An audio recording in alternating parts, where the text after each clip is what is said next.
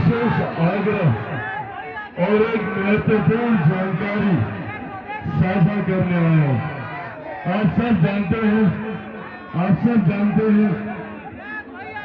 जानते हैं कि देश में 4 चरण के मतदान हो चुके हैं और इन 4 चरण के मतदानों में एक बात तय है, एक बात स्पष्ट है कि हमारे मौजूदा प्रधानमंत्री आदरणीय नरेंद्र मोदी जी तीसरी बार देश के प्रधानमंत्री बनने जा रहे हैं, इसमें कोई संदेह नहीं।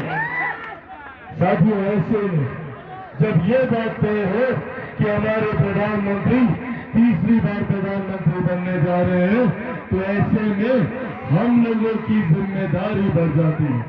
ऐसे में सीतामढ़ी विधानसभा के लोगों की, यहाँ परिवार के, मेरे परिवार के तमाम सदस्यों की जिम्मेदारी बढ़ जाती है कि हम सब एक ऐसे प्रत्याशी को यहाँ से चुने, एक ऐसे प्रतिनिधि को यहाँ से चुनकर भारत की संसद में भेजने का काम करें जो प्रधानमंत्री जी के बगल में बैठकर आप लोगों की समस्या का समाधान करने का काम।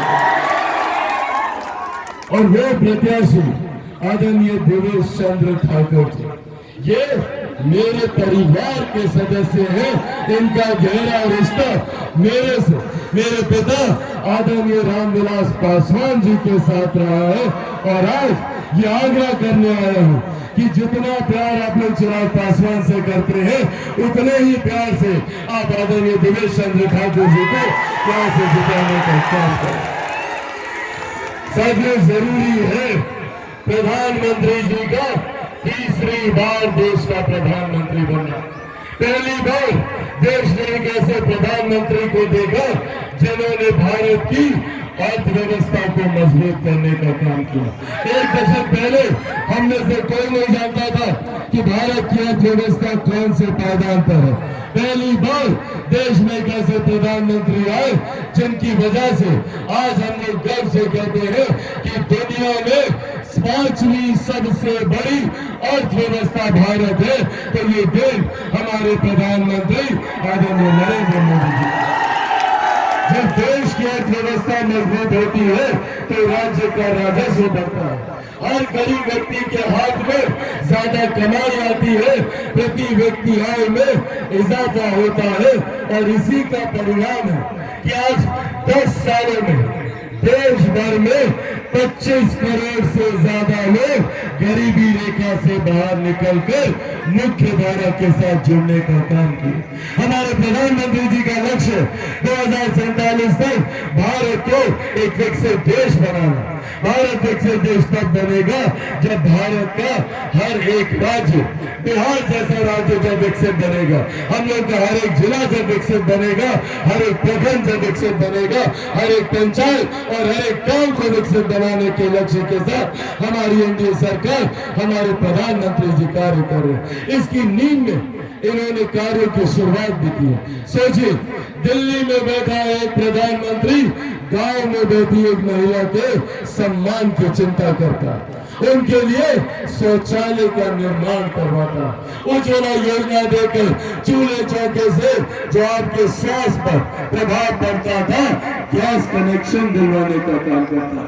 पहले घर पे कोई बीमारी आती थी तो चिंता आर्थिक हो जाती थी, कई लोगों को जमीन गिरवी रखनी पड़ती थी, तो महिलाओं को अपना जेवर बेचना पड़ता था। पर आज प्रधानमंत्री जी की देन है कि कोई भी गरीब व्यक्ति अगर घर पे कोई बीमारी होती है तो आयुष्मान योजना के तहत 5-5 लाख रुपए का मुफ्त इलाज करा सकता है। ये सोच प्रधानमंत्री जी की। आज हम लोग को गर्व होता कि देश की नहीं, दुनिया की सबसे बड़ी गरीब कल्याण की योजना, जिसका श्रेय मेरे नेता, मेरे पिता आदरणीय रामविलास पासवान जी को भी जाता है, आज उनकी देन है कि प्रधानमंत्री गरीब जन कल्याण अन्न योजना के तहत देश भर में 81 करोड़ लोगों को मुफ्त में राशन दिया जा रहा है।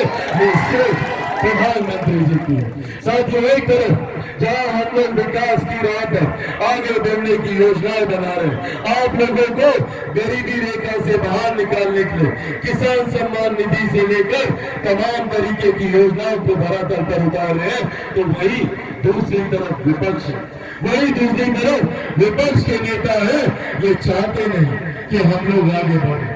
ये वही गठबंधन है, इसमें वही लोग हैं, कांग्रेस, राजद, इनके घटक दल के लोग जो कतई नहीं चाहते कि हम लोग गरीबी रेखा से बाहर निकले।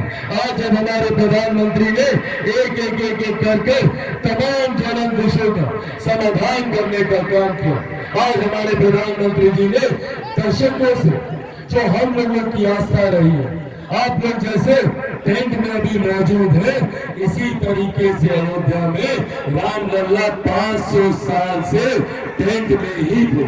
धूप, गर्मी, आंधी, तूफान में टेंट के नीचे थे। पहले देश में ऐसे प्रधानमंत्री आए जिन्होंने अयोध्या में भव्य राम मंदिर का निर्माण करके भगवान श्री राम को उस मंदिर में पहुंचाने का काम किया।